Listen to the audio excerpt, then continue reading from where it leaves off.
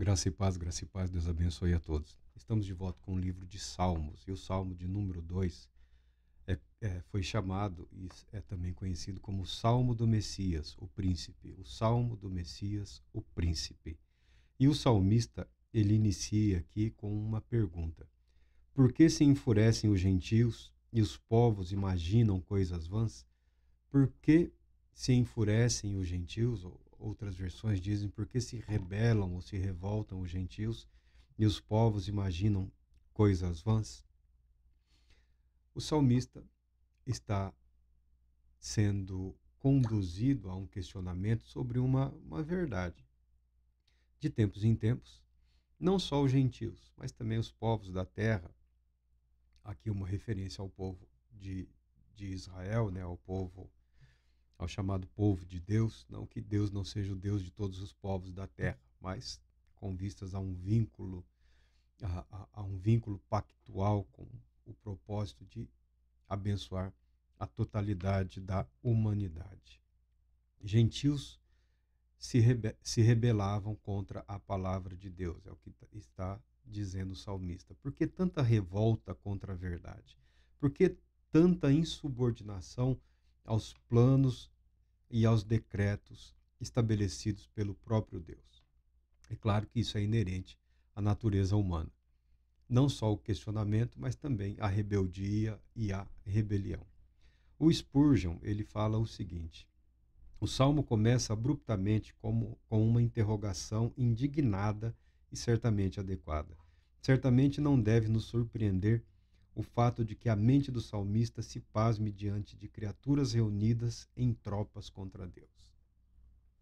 O, o Charles Spurgeon, ele tem essa visão, uma visão evangelística, uma visão que interpreta a profecia em termos de eventos proféticos e de eventos futuros. Então ele tem uma visão já pronta, já preparada. Mas nós não conhecemos nos nossos dias esse nível de rebelião ou de revolta. Nós não conhecemos, tá? Como ocorreu no passado e como ocorre em alguns lugares, infelizmente, ainda. Lugares distantes aqui do Brasil.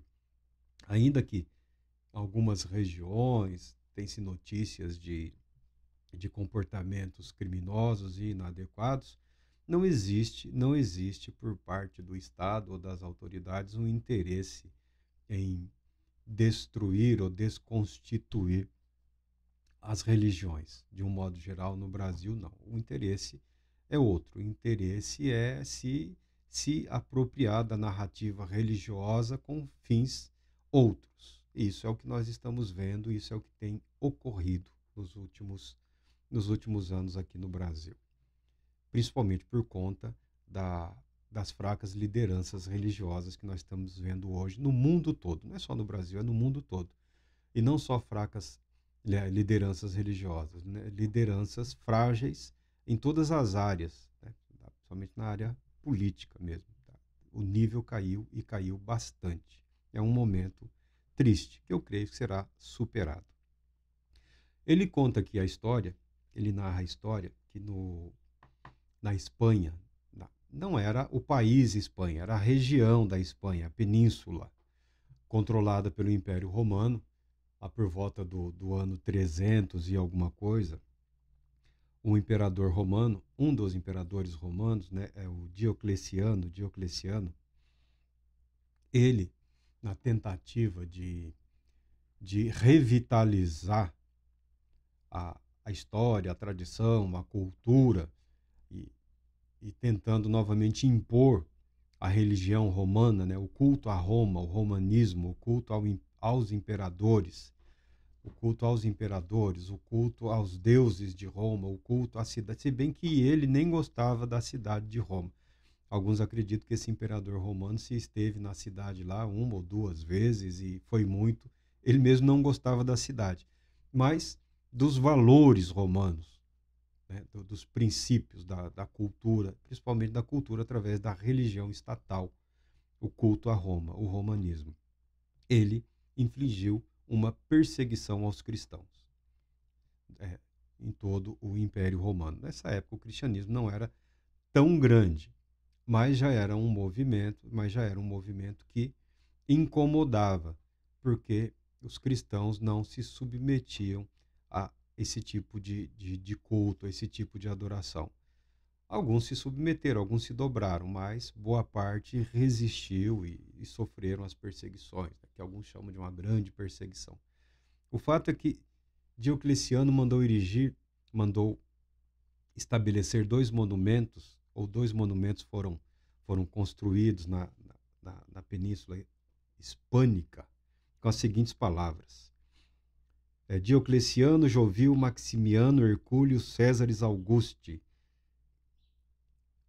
por estenderem o Império Romano no leste e no oeste e por extinguirem os nomes de cristãos que trouxeram à República a ruína. Olha só, culpavam os cristãos pela decadência que o Império enfrentava naqueles dias. Nunca é a corrupção das próprias lideranças, né? É sempre a tentativa de impor a alguém a responsabilidade pelos próprios fracassos. Há esse pensamento no mundo, há esse nível de acusação. O segundo monumento dizia o seguinte: Diocleciano, Jovio, Maximiano, Hercúleo, César Augusto. É uma junção de nomes, tá? O nome dele nem era esse. É uma junção de títulos, na verdade. Dizia o seguinte: por aprovarem Galério no leste, por abolirem em todos os lugares a superstição de Cristo, por estenderem a adoração aos deuses. Esses foram dois monumentos que foram estabelecidos na Espanha, arrogantes e presunçosos. Arrogantes e presunçosos. O cristianismo não desapareceu. Não desapareceu da Europa, não desapareceu da Espanha, não desapareceu da América do Norte, da América Central, da América do Sul. Não desapareceu dos países do Mediterrâneo, não desapareceu da África. Ainda encontra-se presente em regiões do Oriente. O cristianismo não desapareceu de nenhum lugar sobre a face da terra. Muito pelo contrário, ele tem se expandido. Ele tem se expandido a cada dia. Há uma série de questionamentos quanto mas que cristianismo é esse? Bom, o questionamento eu não faço em relação ao cristianismo, né? O questionamento deveria ser em relação aos cristãos. Que cristãos são esses? Aí seria uma pergunta válida. Porque, como nós já dissemos várias vezes, né? Infelizmente, nós não parecemos com Jesus Cristo. Infelizmente. Por mais que a pessoa se esforce, por mais que a pessoa se empenhe, por mais que as pessoas se dediquem, você pode procurar em todos os ramos, as ramificações da fé cristã sobre a face da terra.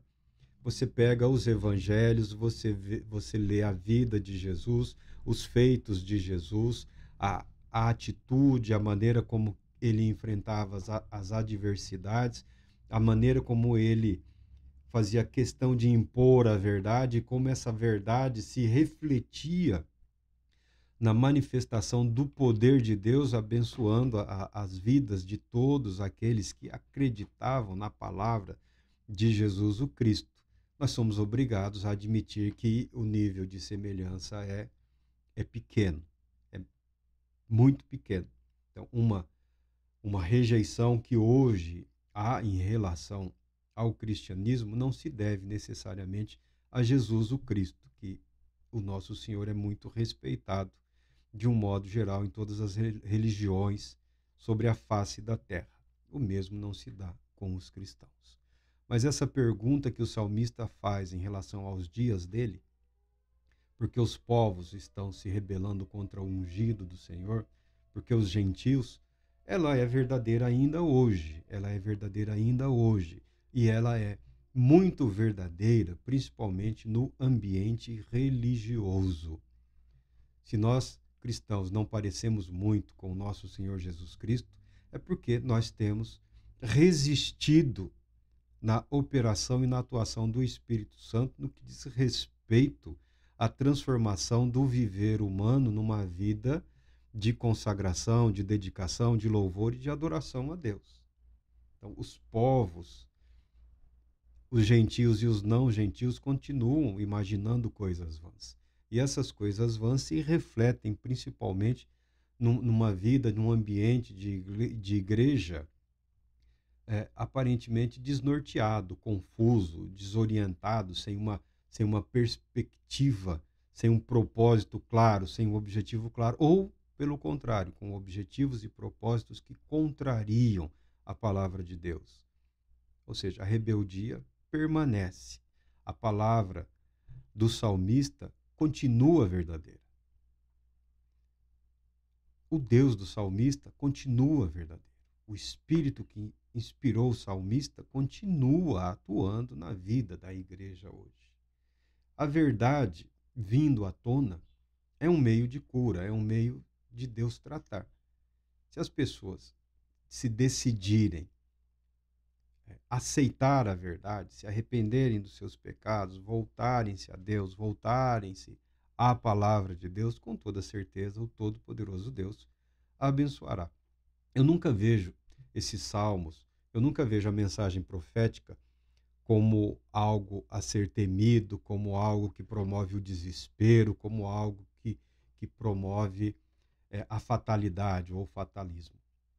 A palavra de Deus é verdadeira e a mensagem nela contida continua sendo totalmente verdadeira. Ou seja, como disseram os profetas, arrependei-vos. O arrependimento é o caminho para que nós não caiamos nas maldições decorrentes do comportamento rebelde, do comportamento arrogante e presunçoso, como foi o dos imperadores romanos em vários momentos da história.